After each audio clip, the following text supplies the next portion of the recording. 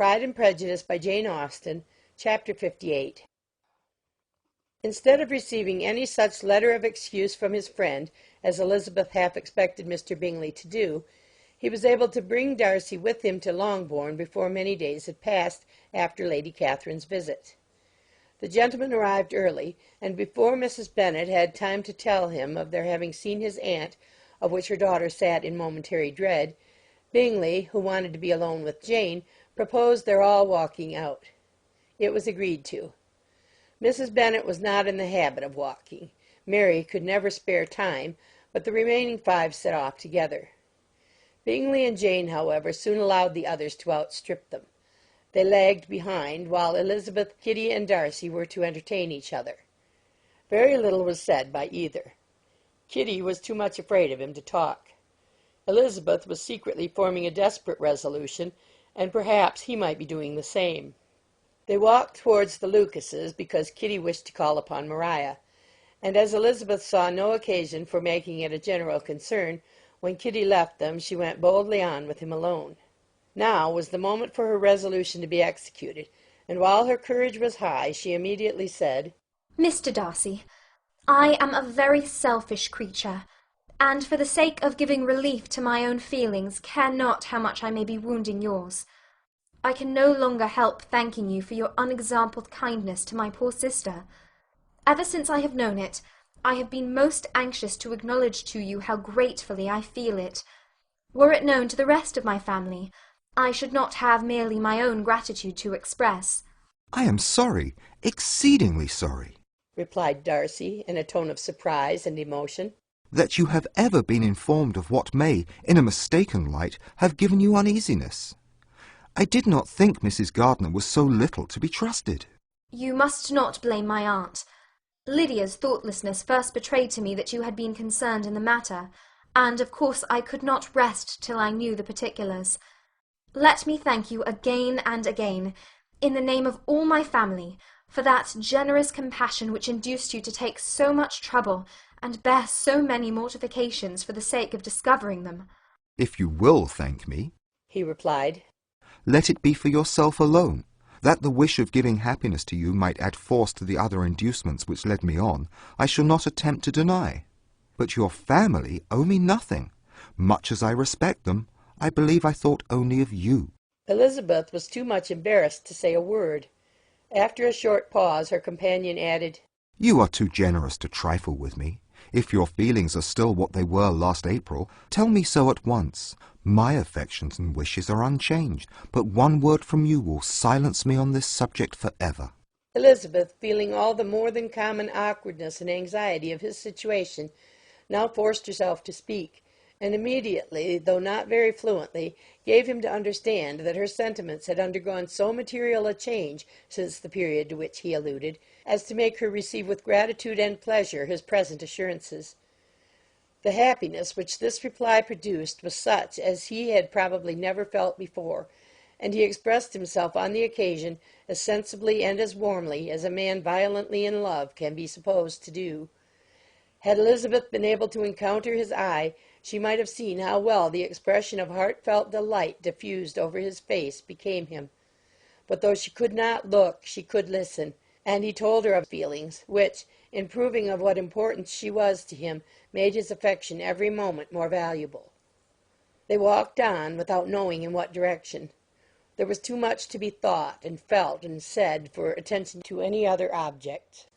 She soon learnt that they were indebted for their present good understanding to the efforts of his aunt, who did call on him in her return through London, and there relate her journey to Longbourn, its motive, and the substance of her conversation with Elizabeth, dwelling emphatically on every expression of the latter which, in her ladyship's apprehension, peculiarly denoted her perverseness and assurance, in the belief that such a relation must assist her endeavours to obtain that promise from her nephew which she had refused to give.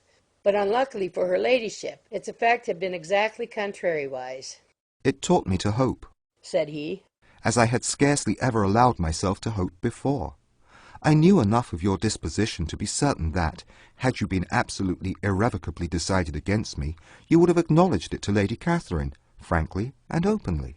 Elizabeth coloured and laughed as she replied, Yes, you know enough of my frankness to believe me capable of that. After abusing you so abominably to your face, I could have no scruple in abusing you to all your relations. What did you say of me that I did not deserve? For, though your accusations were ill-founded, formed on mistaken premises, my behaviour to you at the time had merited the severest reproof. It was unpardonable. I cannot think of it without abhorrence. We will not quarrel for the greater share of blame annexed to that evening, said Elizabeth. The conduct of neither, if strictly examined, will be irreproachable. But since then we have both, I hope, improved in civility. I cannot be so easily reconciled to myself. The recollection of what I then said, of my conduct, my manners, my expressions during the whole of it, is now, and has been many months, inexpressibly painful to me. Your reproof, so well applied, I shall never forget. Had you behaved in a more gentlemanlike manner, those were your words. You know not, you can scarcely conceive how they have tortured me, though it was some time, I confess, before I was reasonable enough to allow their justice. I was certainly very far from expecting them to make so strong an impression. I had not the smallest idea of their being ever felt in such a way. I can easily believe it. You thought me then devoid of every proper feeling. I am sure you did. The turn of your countenance I shall never forget, as you said that I could not have addressed you in any possible way that would induce you to accept me. Oh, do not repeat what I then said. These recollections will not do at all. I assure you that I have long been most heartily ashamed of it. Darcy mentioned his letter. Did it? Said he. Did it soon make you think better of me? Did you, on reading it, give me any credit to its contents? She explained what its effect on her had been, and how gradually all her former prejudices had been removed. I knew, said he, that what I wrote must give you pain, but it was necessary. I hope you have destroyed the letter. There was one part especially, the opening of it, which I should dread your having the power of reading again. I can remember some expressions which might justly make you hate me. The letter shall certainly be burnt, if you believe it essential to the preservation of my regard. But, though we have both reason to think my opinions not entirely unalterable, they are not, I hope, quite so easily changed as that implies. When I wrote that letter, replied Darcy, I believed myself perfectly calm and cool, but I am since convinced that it was written in a dreadful bitterness of spirit. The letter, perhaps, began in bitterness, but it did not end so. The adieu is charity itself.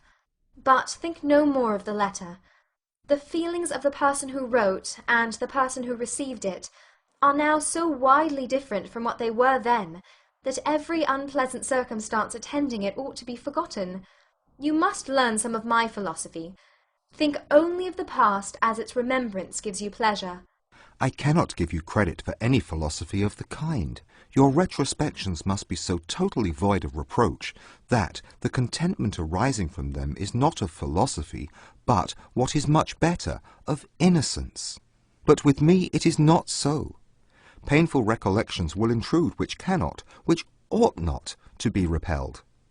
I have been a selfish being all my life, in practice, though not in principle. As a child I was taught what was right, but I was not taught to correct my temper.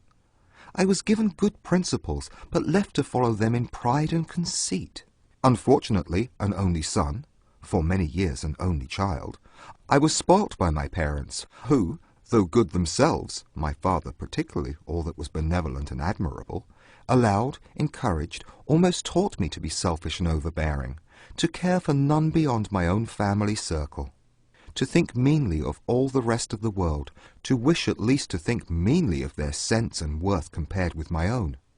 Such I was, from 8 to 28, and such I might still have been but for you, dearest, loveliest Elizabeth. What do I not owe you? You taught me a lesson, hard indeed at first, but most advantageous.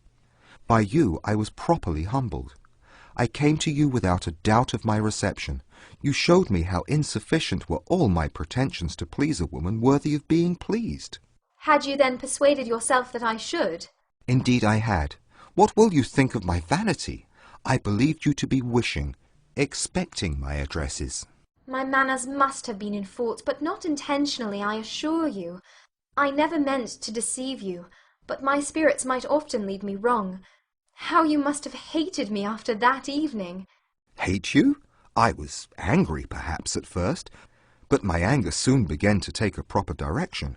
I am almost afraid of asking what you thought of me when we met at Pemberley. You blamed me for coming. No, indeed. I felt nothing but surprise. Your surprise could not be greater than mine in being noticed by you. My conscience told me that I deserved no extraordinary politeness, and I confess that I did not expect to receive more than my due. My object, then, replied Darcy, was to show you, by every civility in my power, that I was not so mean as to resent the past, and I hope to obtain your forgiveness, to lessen your ill opinion, by letting you see that your reproofs had been attended to. How soon any other wishes introduced themselves I can hardly tell, but I believe in about half an hour after I had seen you. He then told her of Georgiana's delight in her acquaintance, and of her disappointment at its sudden interruption, which, naturally leading to the cause of that interruption, she soon learnt that his resolution of following her from Derbyshire in quest of her sister had been formed before he quitted the inn, and that his gravity and thoughtfulness there had arisen from no other struggles than what such a purpose must comprehend. She expressed her gratitude again, but it was too painful a subject to each to be dwelt on farther. After walking several miles in a leisurely manner, and too busy to know anything about it, they found at last, on examining their watches, that it was time to be at home. What could become of Mr. Bingley and Jane? Was a wonder which introduced the discussion of their affairs. Darcy was delighted with their engagement. His friend had given him the earliest information of it. I must ask whether you were surprised, said Elizabeth. Not at all. When I went away, I felt that it would soon happen. That is to say, you had given your permission. I guessed as much. And though he exclaimed at the term, she found that it had been pretty much the case. On the evening before my going to London, said he, I made a confession to him, which I believe I ought to have made long ago.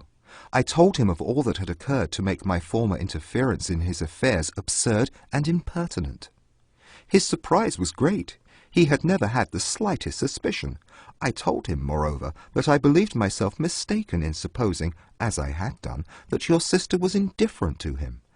And as I could easily perceive that his attachment to her was unabated, I felt no doubt of their happiness together. Elizabeth could not help smiling at his easy manner of directing his friend. Did you speak from your own observation, said she, when you told him that my sister loved him, or merely from my information last spring? From the former. I had narrowly observed her during the 2 visits which I had lately made here, and I was convinced of her affection. And your assurance of it, I suppose, carried immediate conviction to him? It did. Bingley is most unaffectedly modest. His diffidence had prevented him depending on his own judgment in so anxious a case, but his reliance on mine made everything easy. I was obliged to confess one thing, which, for a time, and not unjustly, offended him. I could not allow myself to conceal that your sister had been in town 3 months last winter, that I had known it, and purposely kept it from him. He was angry, but his anger, I am persuaded, lasted no longer than he remained in any doubt of your sister's sentiments. He has heartily forgiven me now.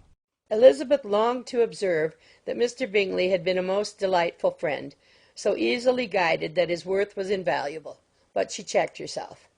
She remembered that he had yet to learn to be laughed at, and it was rather too early to begin. In anticipating the happiness of Bingley, which of course was to be inferior only to his own, he continued the conversation till they reached the house. In the hall they parted. End of chapter 58.